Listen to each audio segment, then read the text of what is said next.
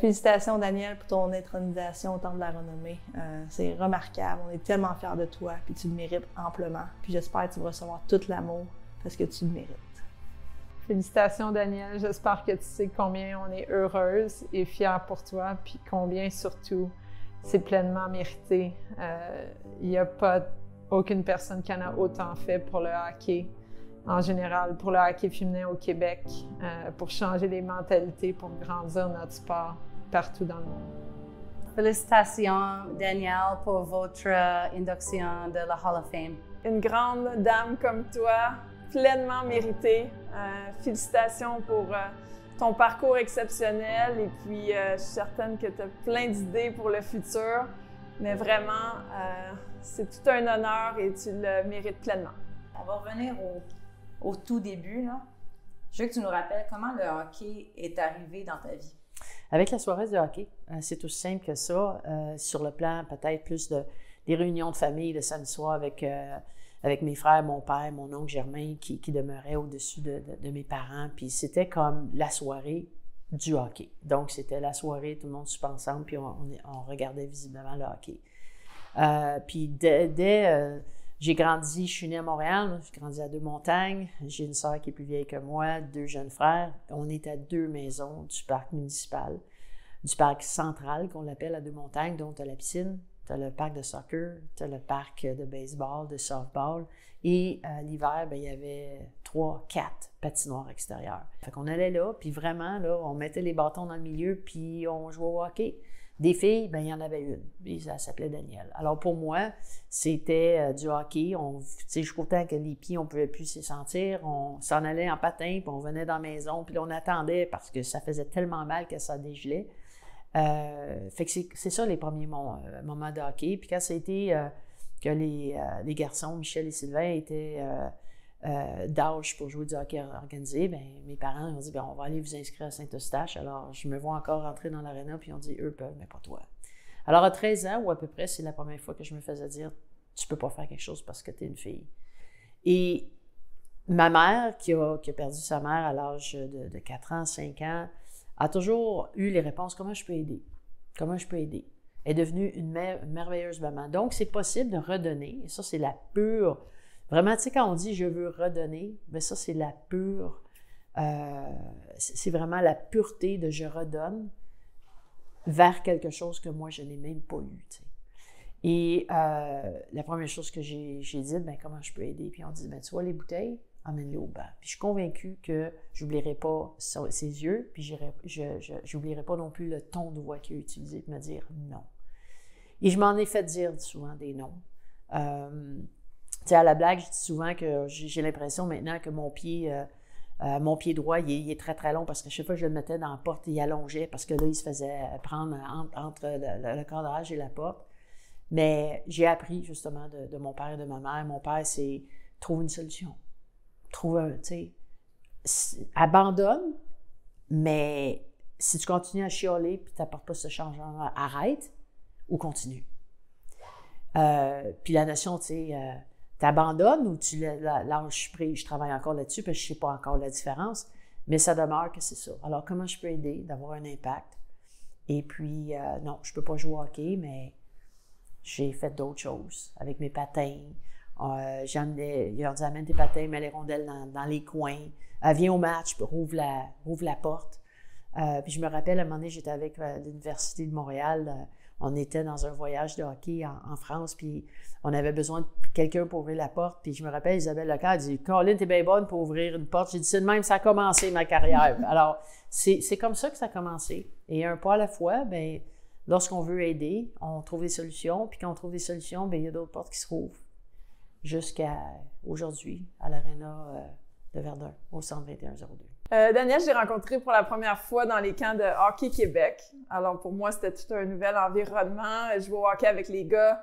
Je pensais pas qu'il y a d'autres filles qui jouent au hockey. Pas de femmes qui étaient entraîneurs. Donc, quand j'ai eu l'invitation pour Hockey Québec, c'était spécial de me retrouver dans cet environnement-là tellement différent. Puis Daniel, c'est ça, travaillait avec Hockey Québec dans ce temps-là. Donc ça, c'est mes premiers souvenirs que j'ai avec Daniel. Pour moi, le moment assez powerful qu'on peut dire, c'était vraiment en 2002, regardant les Jeux olympiques à la TV, puis je me souviens toujours la fameuse photo d'équipe où Daniel est dans le milieu, assis à terre avec les 2 bras dans les airs. Puis tu sais, pour moi, à ce moment, j'étais comme, Daniel Sauvageau. Puis tu sais, quelques années par la suite, j'ai eu la chance de la rencontrer. Je me souviens plus dans quel concept, mais je me souviens mes parents étaient là, puis je me souviens, j'avais un poster dans ma chambre, puis elle était sur mon poster. Puis c'est sûr, mes parents me disaient, hey, Daniel, la fille a un beau poster de toi. Puis tu sais, je veux pas, ça a comme commencé comme ça. Je me souviens, la première fois, j'étais tellement intimidée de la rencontrer, cette grande dame-là. Regarde, tu trouvé ça drôle quand tu lui as dit que dans ta chambre, quand t'étais ado, tu avais un poster d'elle. Quand même, ouais. Est-ce que tu te souviens la première fois que tu as rencontré Daniel? Oui, je m'en rappelle. J'ai été sélectionnée au sein de la première équipe nationale des moins de 17 ans. On avait un tournoi au Lac-Placide. Daniel était assistant coach. Puis je me rappelle surtout du fait que je parlais 0 anglais. Puis que Daniel m'avait vraiment beaucoup aidé parce que juste de survivre une journée où j'essayais de comprendre chaque mot, c'était tout un défi. Puis je me rappelle de sa bonté, sa patience lors de cette semaine-là parce que tout était très intimidant pour moi, très nouveau. Puis elle m'avait vraiment mis en confiance. 2002, évidemment, tu étais très jeune. C'est quand tu l'as vécu? C'est quoi ton souvenir? Puis quel impact tu penses que Daniel Sauvageau a eu dans la conquête de cette médaille d'or-là? C'est sûr que Daniel, elle a eu un grand rôle à jouer. C'était toute une saison. Dans ce temps-là, on faisait une centralisation. Donc, toutes les joueuses ensemble à Calgary pendant plusieurs mois. Des matchs préparatoires contre les Américaines. On avait perdu 8 matchs en 8. Tout le monde était découragé. On savait pas comment on allait pouvoir gagner cette première médaille d'or-là. Puis, Daniel nous disait toujours « Trust the process ». Faites confiance au processus. Je vais vous amener à bon port. Mais tu sais, on avait commencé 6 mois après les Américaines, fait qu'on sentait qu'on avait un retard, puis on avait hâte de pouvoir le rattraper. Mais jusqu'au dernier match en janvier qu'on avait encore perdu, on était à quelques semaines là, de se présenter à Salt Lake City. Fait que ça a été pour elle de nous mener, de mener une équipe, d'être une leader incroyable, puis tu sais, de croire en nous. Rendu là, il n'y a plus grand monde qui croyait en nous. Daniel, elle a toujours cru à 100%. Puis, peu importe ce qui était pour arriver, je pense qu'on allait réussir à remporter cette médaille-là, mais ça prenait du leadership exceptionnel. Donc, que Daniel soit la première entraîneur à remporter une médaille d'or olympique au hockey féminin, c'est tellement spécial et c'est surtout tellement mérité de sa part. What's your reaction when you get, I don't know, how did it happen when Daniel Sauvageau calls you or is asking you to come and coach for? Yeah, I mean, it was certainly an honor. I have that 2002 picture hanging in my room, and I don't know if it's still there, but, you know, of them winning gold in 2002. And that was the team that, you know, I wanted to play for when I played. And now as a coach, I get to live that dream out, coaching for Team Canada. But she was someone who, you know, was paving the way for women and for the athletes in our sport. So, to be able to work with her, it was quite the honor to accept. Tu sais, on a souvent parlé comment cette victoire-là en 2002 avait changé le visage du hockey féminin au Canada. Mais pour toi, là, pour Daniel Sauvageau, pour ta carrière, pour ta vie, ça a été quoi l'impact de cette médaille d'or-là? Qu'est-ce que ça a changé? Bien, l'impact, c'est que ça a ouvert des portes et des regards qui n'étaient pas posés sur nous, mais pas du tout. Alors, pour nous, c'était de dire le hockey féminin existe, le hockey joué au féminin, ça existe. On a besoin de ressources, on a besoin de développer toutes les ressources nécessaires autour d'une équipe de hockey. Et il y a plusieurs personnes qui ont commencé à nous prendre enfin au sérieux en disant « c'est des vrais athlètes ». Mais toi, qu'est-ce que ça a changé pour toi? Pour moi, ça t'a-tu amené une légitimité? Est-ce que tu as l'impression qu'on t'a pris au sérieux? Est-ce que ça a dû être un tournant dans ta vie, je veux pas? Pour moi, le plus grand tournant pour me donner une légitimité, c'est lorsque, après justement les Jeux de 98, on me nomme entraîneur en chef en 99, gagne le championnat du monde avec la plus jeune équipe Canada à ce moment-là, avec justement les Caroline Ouellette et les Kim Saint-Pierre de ce monde. Et là, Hockey Canada, ils ont dit, bien, tu nous as habitués maintenant à exposer plus de monde pour avoir plus des choix. Alors, j'ai été pris à mon propre jeu. Et c'est là qu'ils ont nommé un autre groupe d'entraîneurs, puis on dit dans un an, on va avoir le choix, puis on va voir c'est quoi la meilleure combinaison. Finalement, je suis revenue justement en 2000. Alors pour moi, le point tournant, c'était lorsque on a dit Et je me rappelle, il y a plusieurs journalistes, beaucoup de médias qui disaient, bien, c'est comme de rencontrer, de dire à Scotty Bowman, tu gagnes la Coupe Stanley, on va te remplacer, voir si tu es encore assez bon. Alors là, je me suis dit, OK, on me compare à des grands noms, puis il y a des gens qui s'intéressent à un changement de poste comme ça. Alors pour moi, c'est là un grand moment en disant, là, je pense que de coacher au féminin, c'est là que j'ai fait aussi une année dans la Ligue junior majeure du Québec. On voulait que je reste, mais moi, je voulais retourner à l'équipe canadienne. Et on dit un jour, il va y avoir une femme dans la Ligue nationale, ça devrait être toi. Et c'est là, je pense, que l'envol de la légitimité que tu peux coacher, même si tu es une femme, a vraiment pris son envol. La médaille d'or, ça a ouvert des horizons. On parlait là, de millions de personnes qui avaient regardé. Alors, c'est un impact qui était, oui, sur moi, mais sur le développement du hockey. Alors, pour moi, c'était un grand impact de continuer à m'impliquer parce que pour moi, c'était enfin, si on a une base solide, ça va monter. Personnellement, ça a été davantage le fait qu'on m'ait dit non qui a changé, qui a eu le plus grand impact sur moi pour vouloir justement continuer à prendre ma place et à donner des places à d'autres femmes. Lorsqu'on est parti le 21-02, c'est un moment que j'oublierai jamais. Il y avait de la construction partout et j'avais dit à Marie-Philippe, viens voir, je vais te faire voir. Puis à la fin de la visite, elle dit, tout ce que j'ai vu, c'est des murs. Il n'y a même pas à des places, il n'y a même pas de murs. Puis là, tu me disais, ça va être mon bureau, ça va être la vestiaire, ça va être elle dit, moi, j'ai rien vu de ça, mais elle dit, un jour, ça va arriver. Puis quand on a ouvert l'aréna, j'avais mis un papier dans l'endroit où je pense qu'elle était pour choisir sa place dans le vestiaire. Et je l'ai emmenée dans le vestiaire.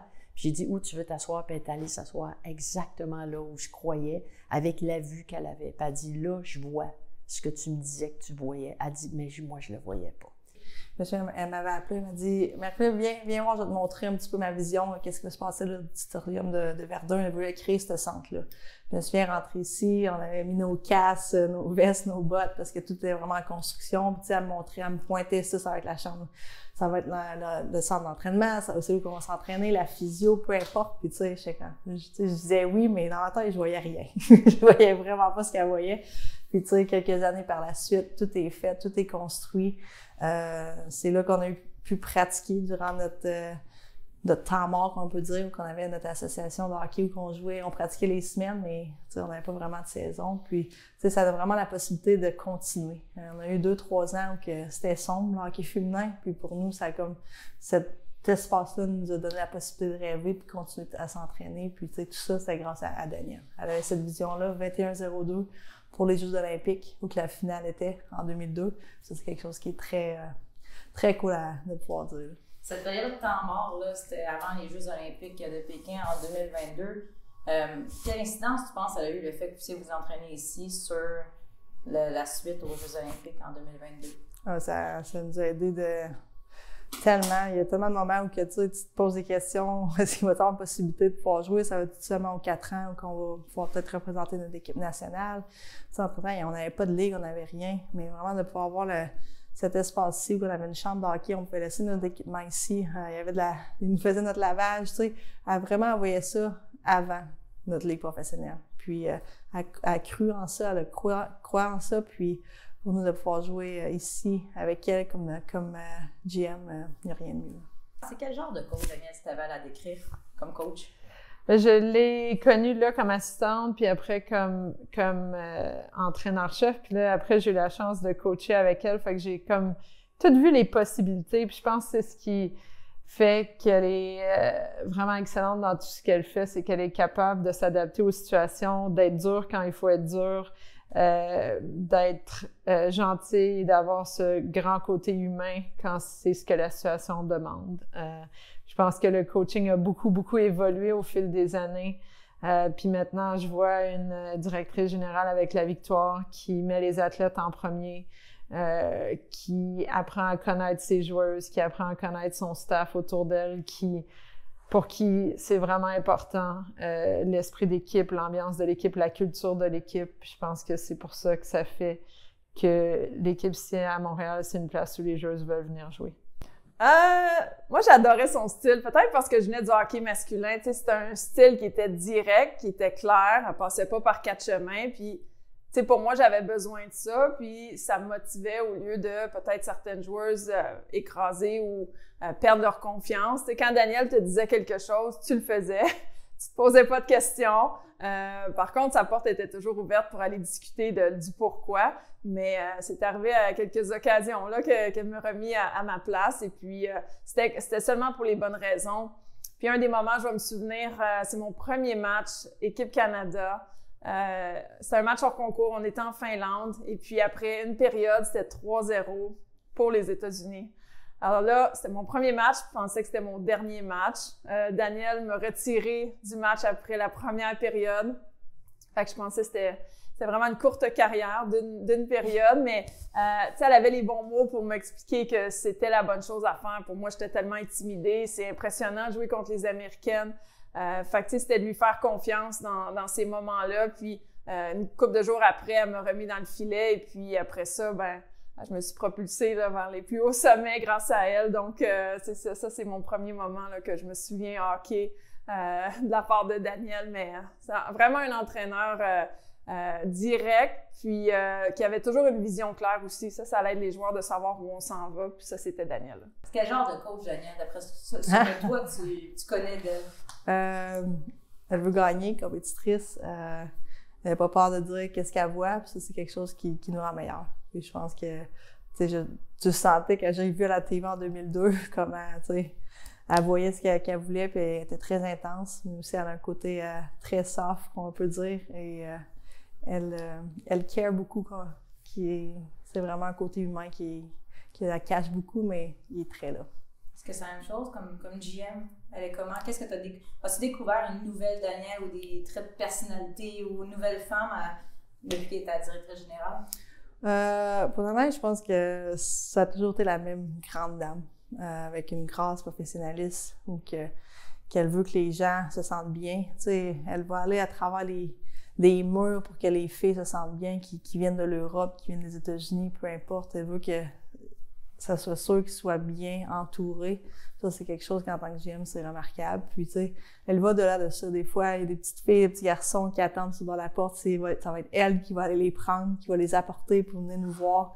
Puis ça, pour elle, ça la rend tellement heureuse. Puis ça, c'est quelque chose de beau à voir. Ou qu'il y a des enfants qui donnent des dessins. C'est tellement drôle, cette grande dame-là, que, tu sais, des fois, ça va aller, tu sais, sa façon, puis elle va montrer un petit dessin qu'une petite fille a donné. Puis tout ça, elle vient tout un petit peu plus soft. Ça, c'est quelque chose que c'est très beau à voir, là.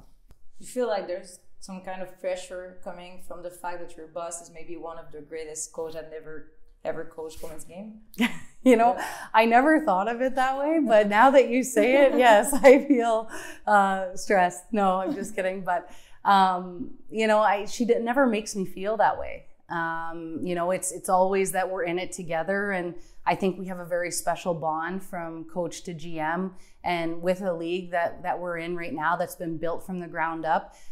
You know, there's a lot of things that we chat about that maybe in other leagues GM and coaches wouldn't talk about before it happens. And so I think I'm very fortunate to be kind of in a league that maybe doesn't have as much as other leagues, but it's actually brought me a lot closer to the GM and you know, seeing that side of the game, and she's included me in a lot. Mais le coaching est arrivé comment? Ça a été quand ce déclic-là? Parce que clairement, tu t'es pas dit « Hey, ça va être mon métier, le hockey ». Tu es rentré dans la police, puis finalement, je vais dire, en à côté, le chemin s'est dessiné. Bien, en fait, et la police et le coaching, c'était pas quelque chose de bien prévu. C'est pour moi, je voulais travailler avec l'humain, je voulais travailler, j'ai gradué comme travailleur social. Et la police, j'ai vu une annonce, il disait voici, on cherche avec des critères, avec les compétences, puis voici, c'est quoi? Bien, j'ai dit, c'est un peu le droit, j'aime ça, c'est un peu de la psychologie, j'aime ça, c'est du travail social. Et j'ai appliqué, puis mon père, il dit, t'es sûr, c'est ça que tu veux faire? Bien, j'ai dit, je vais aller à l'entraînement, je veux voir qu'est-ce que ça va. Puis ça a duré 33 ans et 3 mois. Je leur avais même pas dit que j'avais appliqué dans la police. Ils ont eu la visite des gens qui faisaient l'enquête de référence. Ils n'ont pas trouvé ça drôle, par exemple, avoir un auto noir arriver avec 2 policiers habillés en bleu devant la porte, puis on dit la prochaine fois, tu nous le diras.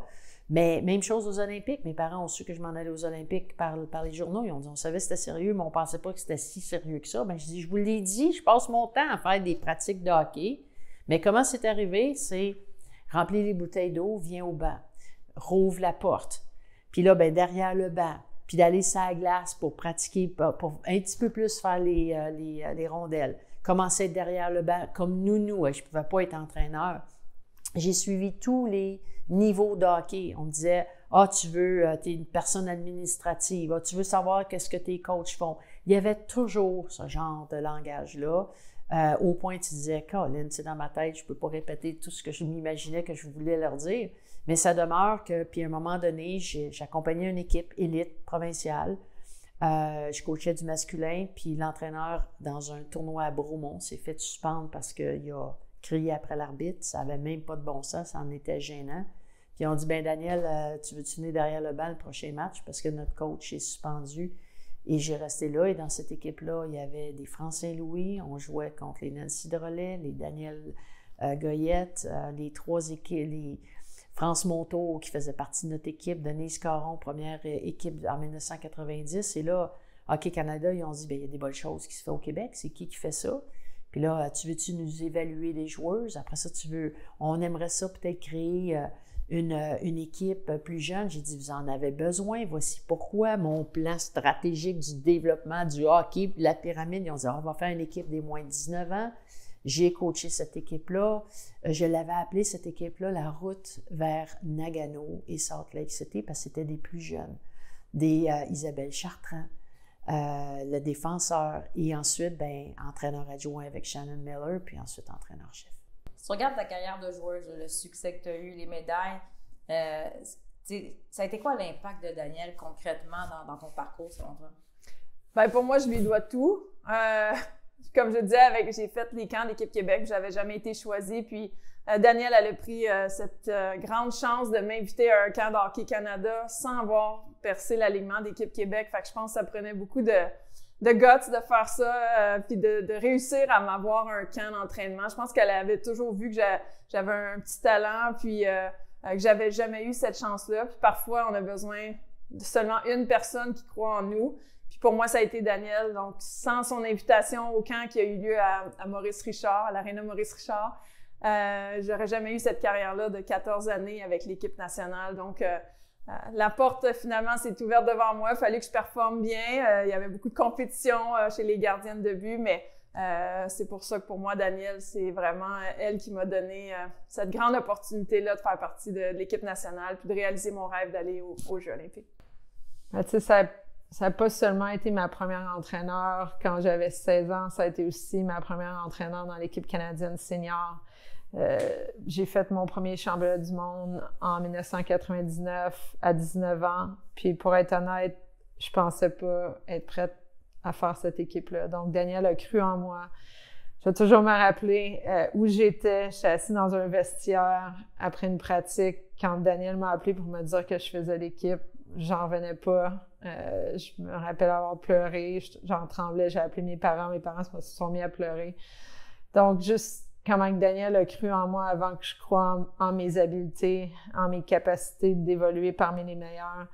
Puis ça va au-delà de ça. À mon premier championnat du monde, elle m'a mis co-chambreuse avec France Saint-Louis, qui est devenue une de mes meilleures amies, une des plus grandes mentors que j'ai eues dans ma vie, qui m'a appris que c'était une chose de faire l'équipe canadienne, mais c'était une toute autre chose de faire l'équipe canadienne pendant plusieurs années, que je devais devenir en meilleures conditions physiques de beaucoup. Puis France vivait sa vie à chaque jour de cette façon-là. Donc, j'ai toujours été éternellement reconnaissante qu'elle m'ait connectée et qu'elle ait permis cette amitié-là avec France.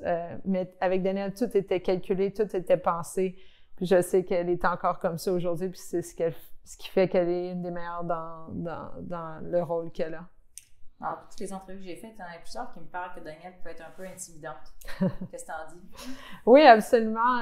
Je pense qu'on peut voir l'aspect policière, tough, a l'air sérieuse, mais Daniel, souvent, c'est comme une mère pour chacune d'entre nous, pour ses athlètes, mais aussi pour les entraîneurs avec qui elle travaille. Elle prend le temps pour nous, elle prend le temps de demander comment va la famille, puis juste de la voir jouer avec mes filles, avec mes enfants. Tu vois que c'est une personne qui a de très, très grandes qualités humaines puis qui prend le temps pour les gens. Plusieurs me disent, quand Daniel te parle, tu écoutes, puis elle est capable de convaincre n'importe qui. Est-ce que tu es d'accord? Est-ce que c'est vrai? Puis qu'est-ce qui fait qu'elle est si convaincante? Oui, ou quand elle t'appelle ou quand elle texte, tu réponds. Tu peux pas ignorer Danielle. C'est sa présence qu'elle a, sa détermination, tu sais, sa grande passion qu'elle a pour le hockey. Tu sais que si elle t'appelle, elle te fait pas perdre ton temps. Elle veut faire avancer les choses ou elle est là pour t'aider. Même chose si c'est nous qui l'appelons. Parfois, elle est occupée, mais elle retourne ses appels rapidement. Donc, c'est ça, Danielle. C'est tout le respect qu'elle a réussi à avoir à travers ces années en tant qu'entraîneur, que là, mettons, ma génération, on lui redonne à notre façon. Là, on est rendu ailleurs dans notre vie, un peu plus d'expérience, de maturité. Mais pour moi, Danielle, c'est quelqu'un que j'estime beaucoup, qui a tellement fait pour moi. Donc, c'est sûr que je retourne ses appels, mais vraiment une grande personne importante pour moi. Ces réponses-là, ça démontre la qualité de ces personnes-là. D'abord, d'avoir une conscience, d'avoir de l'appréciation. Puis, en même temps, ils ont fait le travail. Même si j'avais dit à Kim Saint-Pierre, écoute, moi, je te vois jouer au masculin, je comprends pas comment ça fait que tu performes pas. De me faire dire non, Hockey Canada, elle peut pas venir parce qu'elle n'est même pas sur notre liste. Mais je dis, c'est parce que moi, ce que je vois en elle, c'est-tu parce que la période d'adaptation masculin, on la voit pas, puis on dit, bon, mais là, coupe une fille. Non, parce que je peux pas couper une joueuse pour amener Kim. La fille, elle devrait être là. Donc, le courage de me battre pour cette décision-là, ça, par exemple, je l'ai encore, puis je veux pas le perdre.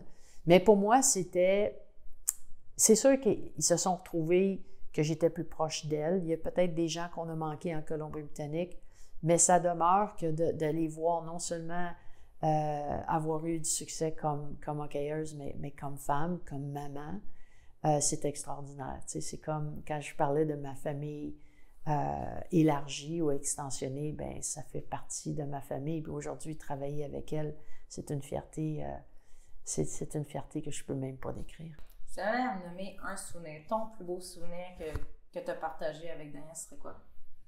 Oh mon Dieu, il y en a tellement. Souvent, je repense à toute l'année olympique de 2001-2002. Puis tu sais, Kim Saint-Pierre et moi, on était dans les plus jeunes de l'équipe, donc on était tellement naïfs. Puis tellement à l'abri de, premièrement, tout ce qui s'est passé derrière les portes fermées quand tu perds 8 matchs consécutifs contre les Américaines.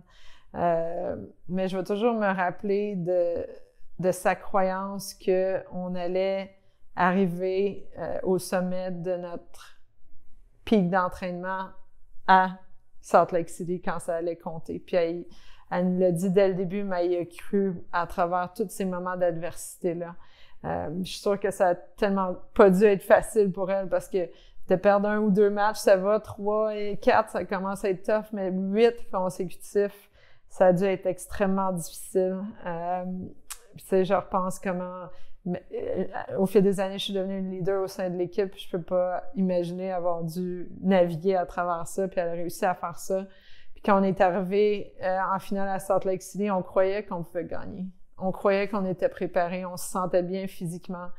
Puis tu sais, encore cette journée-là, on a 13 pénalités, dont 8 consécutives. On dirait que c'était un autre moment d'adversité, ça ne nous lâchait pas cette année-là. Puis je me souviens du calme derrière le banc, du calme de nos joueuses à travers chaque pénalité qu'on devait tuer, puis revenir dans ce match-là. Puis juste cette victoire-là, ça a été tellement extraordinaire. Puis il y a encore des Canadiens et des Canadiennes qui m'en parlent, juste de la façon qu'on a navigué à travers toutes ces pénalités-là. Donc, j'oublierai jamais ces moments-là. Il y en a plusieurs, mais tu sais, c'est drôle que je me souviens toujours quand on jouait dans la CWHL, notre ligue avant, où on jouait pour les Canadiens de Montréal, puis on voyageait en Chine, puis elle était venue. Elle était venue voyager, c'était notre coach. Puis je me souviens, les premières pratiques, on pratiquait le power play. Puis je me souviens, j'étais en haut, puis on pratiquait des one-timers, mais je manquais tout le temps de net. Puis comme, Marie, t'en scoreras pas si tu manques le net. Puis ça disait ça en riant, mais tu sais, ça avait. Je me souviendrai le match d'après. J'ai eu une passe one-timer, puis t'allais top cheese. Puis j'étais arrivée au banc, j'ai comme eu un record avec, puis on a comme eu un petit sourire.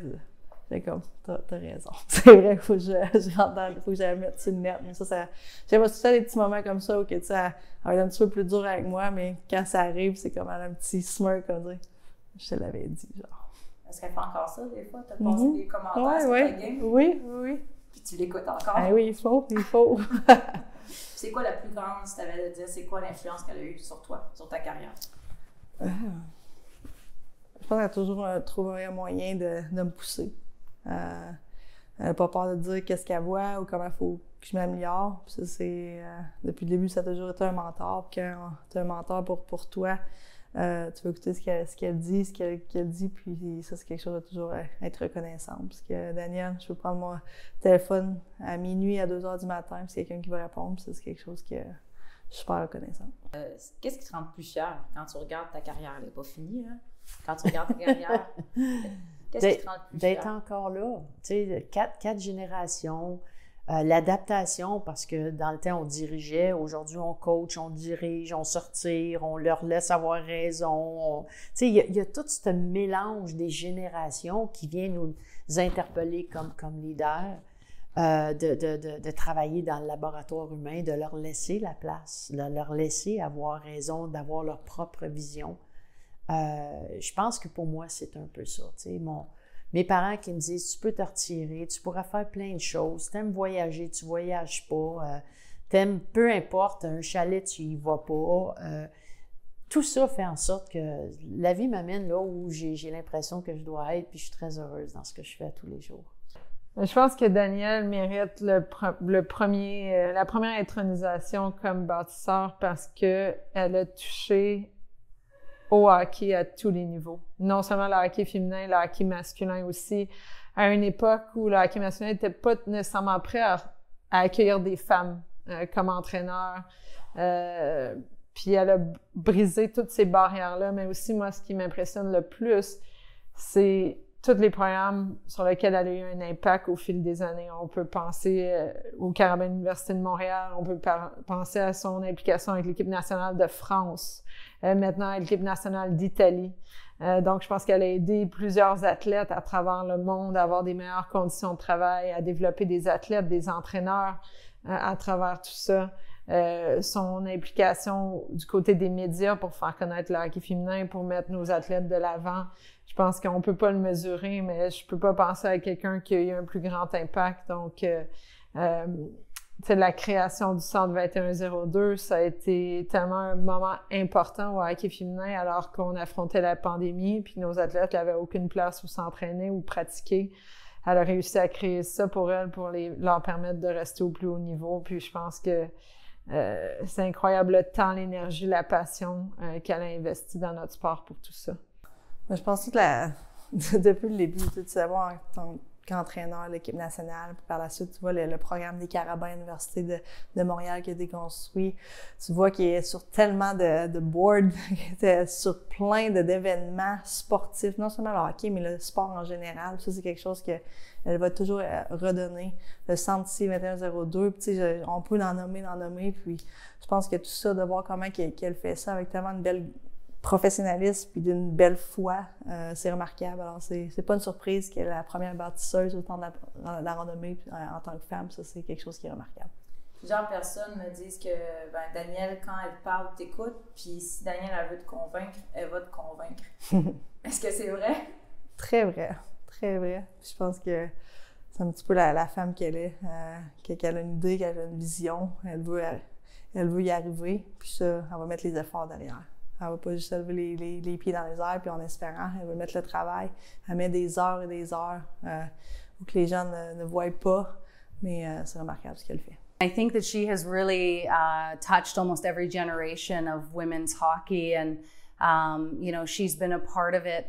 And she's helped develop the path for coaches. But she's also been a very player-first type of person in the game. And, she cares about the players. She wants them to have the path that they, could have in playing the game and what she saw as her vision for women's hockey. And so she truly is a builder of the game, and she continues to be a builder with what she's doing here in Montreal, and but also setting the standard league-wide and setting the standard for women's hockey across the world. So, you know, it's no better time than now for Danielle.